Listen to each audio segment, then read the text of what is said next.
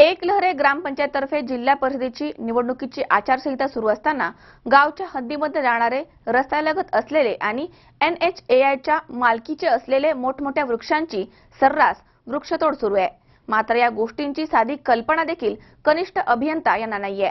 अशा पद्धतीनेच नॅशनल हायवेवरच्या शेकडो वृक्षांची तोडणी होतीये। एकलहरे ग्रामपंचायततर्फे जिल्हा परिषदेची निवडणुकीची आचारसंहिता सुरू असताना गावाच्या हद्दीमधून जाणाऱ्या रस्त्यालगत आणि NHAI या मालकीची असलेली मोठमोठ्या वृक्षांची सर्रास तोडणी सुरू आहे। 8 फेब्रुवारी रोजी दुपारी 2 वाजच्या सुमारास आळेफाटा येथील गणेश चंद्रकांत भुजबळ आणि अनंता हांडवळे हे 2 व्यक्ती एकलहरे गावामध्ये घोड नदीच्या पुलाशेजारवरून जाणाऱ्या रस्त्यालगत बाभूळ आणि वडाची झाडे यांची तोडणी करत होते।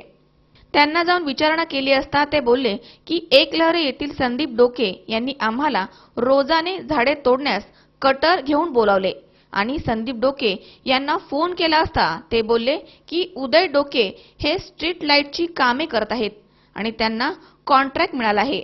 तसेच NHAIचे अधिकारी यांना याबाबतची माहिती नाहीये। प्रत्यक्षात नॅशनल हायवे 50 चे ताब्यातील सदर वृक्षांची तोडणी सुरू आहे। याची साधी कल्पना देखील कनिष्ठ अभियंता शेख यांना नव्हती। आतापर्यंत हायवेवरची अशा प्रकारची शेकडो झाडे तोडण्यात आली आहेत, परंतु नॅशनल हायवे अजूनही अनभिज्ञ आहे। सदर वृक्षांची तोडणी होतीये अशी माहिती वनविभाग आंबेगावचे बनसोडे आणि खुंटे यांना कळवून तसेच NHAIचे कॉन्ट्रॅक्टर पंधारे यांना सुद्धा कळवण्यात आलं। मात्र या ठिकाणी कोणीही काहीही कारवाई केलेली नाहीये। ही जी झाडं आहेत ही NHAI नॅशनल हायवेच्या ताब्यातली झाडं आहेत। ती झाडं इथं ग्रामपंचायतीने परमिशन देऊन तोडलेली आहेत, कारण त्या झाडांना NHAIची ॲक्च्युली परवानगी पाहिजे नव्हती।